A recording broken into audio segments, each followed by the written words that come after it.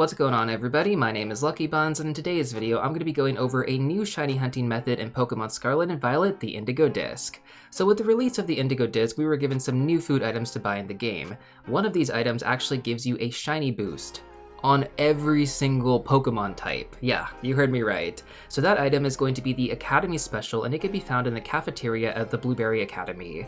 So now, for those of you guys who aren't too well versed on the shiny odds in game, I feel like we should talk about this first. So full odds for a shiny Pokemon is going to be 1 out of 4,096. If you have the shiny charm, you're going to get 3 additional rolls, so now your shiny odds are going to be 1 out of 1,366. Now those are just going to be the base odds for getting a shiny Pokemon plus the shiny charm, but there's actually a couple other ways you can increase the odds as well. Sandwich boosts are also going to give you some extra rolls depending on your sparkling power, so you can have sparkling power 1, 2, or 3 respectively. But if you do go for Sparkling Power 3 for 3 extra rolls, you're gonna have to use at least 2 Herba Mystica. Now let's say, for example, you went with the sandwich that had the Sparkling Power 3. So now your shiny odds with the shiny charm are gonna be 1 out of 683 because you got 3 additional rolls. Now let's say, for example, instead of a Sparkling Power 3 boost, you went with the Sparkling Power 1 boost on your sandwich. You still have the shiny charm though. So basically with the shiny charm, you're gonna have effective odds of 1 out of 1,024 on every single Pokemon you encounter in the wild. Now what if you don't have the shiny charm though? What are your odds going to be like with this Academy Special boost? So without the shiny charm, you're not going to get that 1 out of 1,366 odds. Instead, you're going to have the base odds 1 out of 4,096 plus the extra roll, so now you're essentially just going to have a shiny odds of 1 out of 2,048. It's obviously not as good as 1 out of 1,024, but it's still a huge improvement in my opinion, and it's a relatively easy thing to acquire to get the boost. Now how about when it comes down to mass outbreaks? So for mass outbreaks, you can actually stack the sandwich boost, or the meal power I should say, with the additional boost you're going to get from mass outbreaks at 30 KOs and 60 KOs respectively.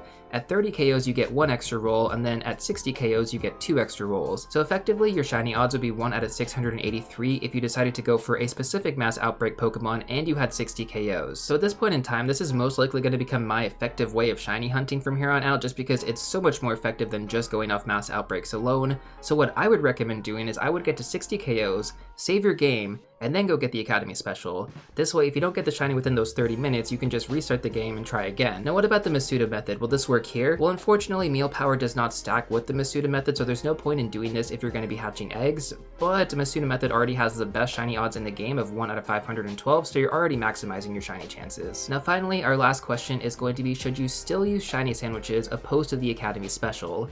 The answer is yes and no. So yes, because you're going to get the best shiny odds in game doing this, and combined with the mass outbreak of 60 KOs, you can effectively get a 1 out of 512 shiny chance on your Pokemon that you're hunting. That being said though, given how difficult Herba Mystica are to get in game, I would opt for the Academy Special for most of your casual hunts and just general playtime.